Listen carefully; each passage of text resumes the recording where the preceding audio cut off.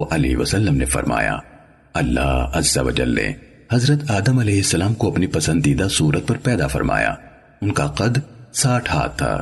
جب ان کو تخلیق فرما لیا تو فرمایا، جائیں اور اس سامنے والی جماعت کو سلام کہیں، اور وہ فرشتوں کی جماعت ہے جو بیٹھے ہوئے ہیں، اور جس طرح وہ آپ کو سلام کہیں اسے غور سے سنیں، وہی آپ کا اور آپ کی اولاد کا سلام ہوگا۔